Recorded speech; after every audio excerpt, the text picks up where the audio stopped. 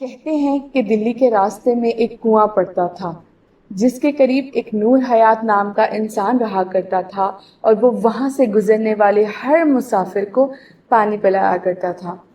ایک دن اس کنویں کے قریب سے ایک اللہ کے ولی گزرے اور اپنے معمول کے مطابق نور حیات نے انہیں بھی پانی پلایا، جس پر وہ اللہ کے ولی بے حد خوش ہوئے اور انہوں نے نور حیات سے کہا کہ مانگو، کیا چاہتے ہو؟ تم مجھ سے جو بھی مانگو گے میں تمہاری خواہش پوری کروں گا۔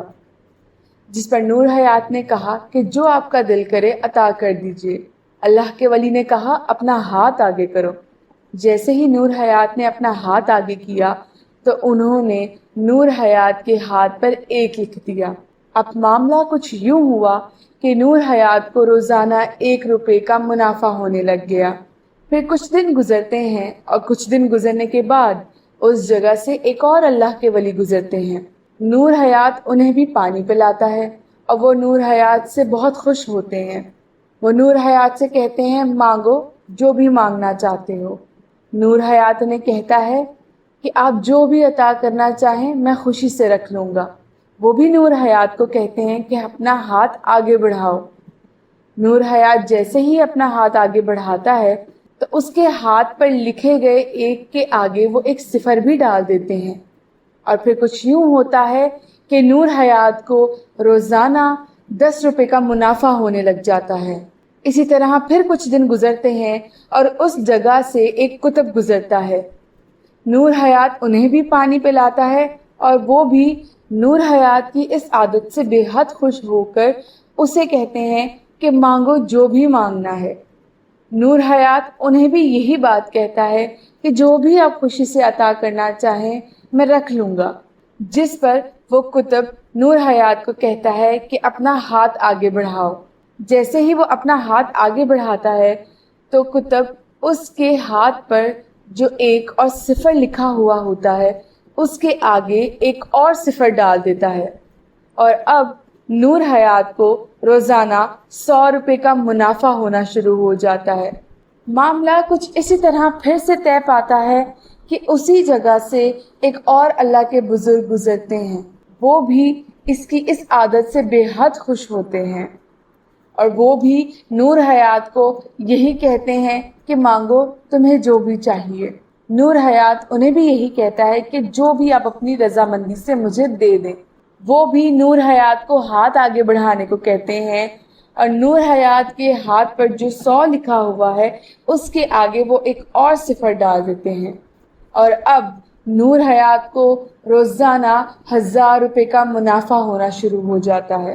دن گزرتے رہتے ہیں اور نور حیات کے حالات بدل جاتے ہیں۔ وہ امیر سے امیر تر ہوتا چلا جاتا ہے کیونکہ اسے روزانہ 1000 روپے کا منافع ہونا شروع ہو جاتا ہے، اور پھر وہ اپنا یہ کنواں چھوڑ کر اپنے نئے کاروبار میں مصروف ہو جاتا ہے اور کسی اور جگہ جا کر اپنی رہنے کی جگہ بنا لیتا ہے۔ وہ بزرگ جنہوں نے نور حیات کے ہاتھ پہ 1 لکھا تھا ان کا گزر پھر اس کنویں سے ہوتا ہے، اور جب وہ نور حیات کو وہاں نہیں پاتے تو وہ ارد گرد کے لوگوں سے پوچھتے ہیں کہ یہاں ایک انسان ہوا کرتا تھا جو یہاں سے گزرنے والے مسافروں کو پانی پلایا کرتا تھا، وہ کہاں چلا گیا؟ جس پر انہیں آس پاس کے لوگ بتاتے ہیں کہ وہ تو یہ جگہ چھوڑ کر کب کا چلا گیا اور وہ اپنے نئے کاروبار میں مصروف ہو کر رہ گیا۔ جس پر وہ بزرگ کہتے ہیں کہ مجھے اس جگہ پر لے جایا جائے جہاں پر وہ انسان رہتا ہے۔ جب انہیں نور حیات کے پاس لے کر جایا جاتا ہے تو وہ کیا دیکھتے ہیں کہ نور حیات تو پہلے سے بہت بدل چکا ہے، اسے دولت نے بے حد بدل کے رکھ دیا ہے۔ وہ نور حیات کو کہتے ہیں اپنا ہاتھ آگے بڑھاؤ۔ جیسے ہی نور حیات اپنا ہاتھ آگے بڑھاتا ہے تو وہ بزرگ جنہوں نے اس کے ہاتھ پر 1 لکھا ہوتا ہے وہ 1 مٹا دیتے ہیں۔ اب جو اس کے ہاتھ پر 3 صفر تھے ان کی کوئی وقت نہیں رہی، وہ بیکار رہ گئے، کیونکہ ان کی ساری وقت، ان کی ساری اہمیت اس 1 کے ساتھ تھی۔ ایسے ہی ہمارے لیے نبی پاک صلی اللہ علیہ وآلہ وسلم کی محبت ہے۔ ہم نبی پاک صلی اللہ علیہ وآلہ وسلم کی محبت کے بنا کچھ بھی نہیں ہے۔ نبی پاک صلی اللہ علیہ وآلہ وسلم کی محبت ہمارے لیے وہ 1 ہے، اور جو اس کے آگے سارے صفر ہیں، نماز، حج، روزہ، زکوٰۃ، یہ سب کچھ نبی پاک صلی اللہ علیہ وآلہ وسلم کی محبت کے بنا کچھ بھی نہیں ہے، ان کی اہمیت کچھ بھی نہیں ہے، یہ سب صفر ہے۔ اگر ہماری محبت نبی پاک صلی اللہ علیہ وآلہ وسلم سے مضبوط نہیں ہے تو یہ نماز، روزہ، حج، زکوٰۃ اس کے آگے کچھ بھی نہیں ہے۔ یہی وہ محبت ہے جو ہمارے لیے دنیا اور آخرت میں باعث رحم ہے، یہی محبت ہماری کنجی ہے۔ اللہ پاک ہم سب کو اس محبت کی رسی کو مضبوطی سے تھامے رکھنے کی توفیق عطا فرمائے، آمین۔